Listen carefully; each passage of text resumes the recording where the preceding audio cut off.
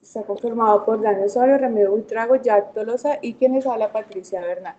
En este momento vamos a hacer la exposición del currículo de matemáticas en Colombia desde 2 documentos curriculares. Entonces, nuestros objetivos están en sustentar el análisis de los documentos, del documento de los estándares básicos de competencia desde los fines de la educación y las dimensiones. Y de igual manera vamos a analizar el documento de derechos básicos de aprendizaje desde la dimensión formativa, conceptual y cognitiva. Dentro de nuestro contenido, entonces, primero haremos referencia a los estándares básicos de competencia en sus fines y sus dimensiones, y los derechos básicos de aprendizaje desde sus dimensiones. Entonces, tenemos los estándares básicos de competencia. Los estándares básicos de competencia son un criterio claro que permite juzgar si la institución educativa, el estudiante o la comunidad en general está cumpliendo con ciertos parámetros de calidad. Dentro de la parte específica de matemáticas encontramos 3 elementos que son los procesos generales, los conceptos y los procedimientos. Haciendo referencia a los fines de la educación, los relacionamos directamente con el documento de Rico de la siguiente manera. Entonces tenemos que en el documento de los estándares inicia haciendo la referencia a que esta educación matemática debe ser una educación masiva que se le brinde a todo el mundo sin ningún tipo de discriminación. Entonces, con niveles de calidad. Entonces, eso lo relacionamos con el documento hacia los fines culturales que menciona Rico. El otro fin está directamente relacionado con el desarrollo intelectual del estudiante. O sea que ahí lo que se busca es generar competencias matemáticas en los estudiantes. Esto lo relacionamos con los fines formales.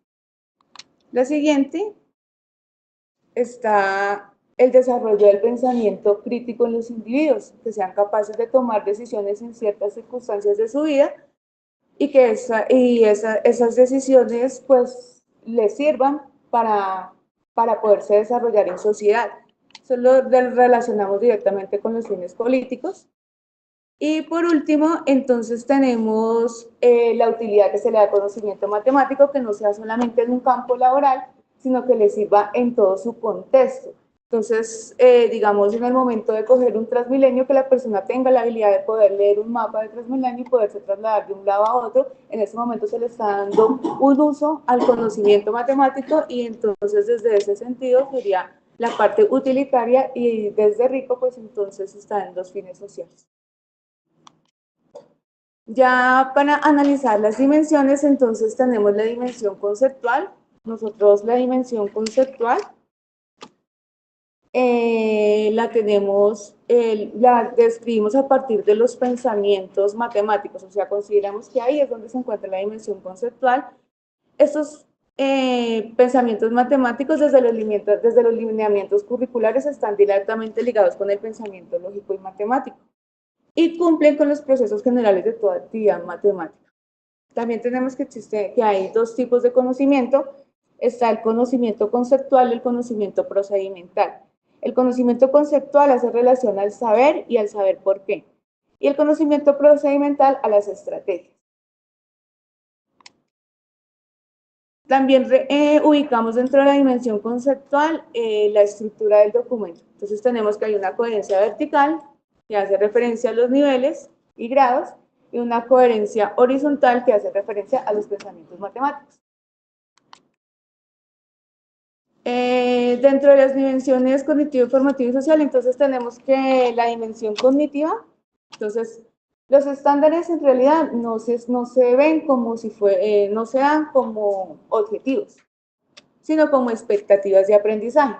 Pero en el momento en que esas expectativas de aprendizaje son usadas en el contexto, cuando se llevan al plan de estudios, cuando se llevan al plan de clase, en ese momento en que son fijados, en ese momento es que se convierten en un objetivo. Cuando son logrados, entonces ya se convierten en un logro.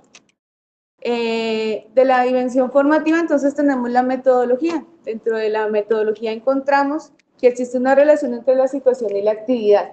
Entonces, el documento nos dice que hay que ponerle a los estudiantes situaciones problemáticas que los lleven a contextualizarse. Entonces, dentro de esa contextualización es que se genera ese aprendizaje a partir de esas situaciones que se le brindan, que hay que tener en cuenta las relaciones y los conocimientos previos, que cuando usted parte del conocimiento previo del estudiante y logra que él lo refute y lo transforme, en ese momento es que se da conocimiento a partir y se generan competencias y obviamente sin dejar de lado los recursos que se utilicen, y hace mucho énfasis en el uso de las TICs, como todo está relacionado con la tecnología y la información.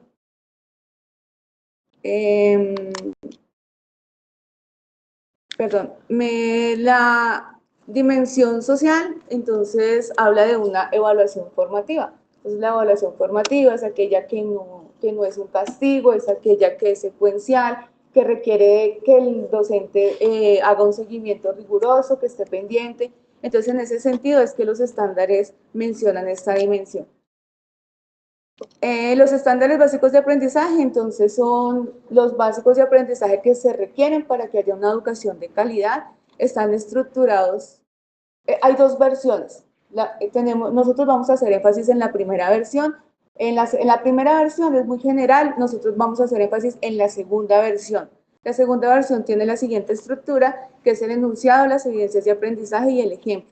En el enunciado hacemos referencia al aprendizaje que se va a dar para cada grado. Las evidencias de aprendizaje muestran si ese aprendizaje está siendo alcanzado, y el ejemplo, pues, es como ya la puesta en práctica de esas evidencias de aprendizaje. Tenemos la dimensión cognitiva, que se encuentra evidenciada en el enunciado porque son unas metas a alcanzar, y las evidencias de aprendizaje porque están dadas como desempeños. Dentro de la dimensión conceptual está también incluida dentro del enunciado y está dada o sea, son como unos objetivos específicos que, haciendo referencia al documento de Rico, estarían involucrados en el nivel 3. ¿Por qué? Porque afectan directamente una unidad temática o un tema. Entonces, desde ese sentido fue que lo ubicamos en la dimensión conceptual. Tenemos que hay una relación directa con los estándares básicos de competencia, ya que tanto los derechos básicos de aprendizaje como los estándares básicos de competencia tienen una coherencia vertical y una coherencia horizontal. Coherencia vertical en el sentido de que están en niveles y grados, van de los estándares de los derechos básicos hacia los estándares. Y una coherencia horizontal porque todos apuntan hacia una misma temática, pero en diferente nivel de desarrollo, o sea, con más complejidad. Ya para concluir, entonces tenemos que, al comparar los DBA, observamos que los primeros los estándares abarcan una amplia temática, y pues los DBA no lo hacen en esa medida. También tenemos que el documento de los estándares se presenta de manera explícita las dimensiones conceptual, cognitiva y las dimensiones formativa y social. No aparecen en la formulación de estándares como tal, pero sí se hace una referencia a ellas dentro del documento introductorio.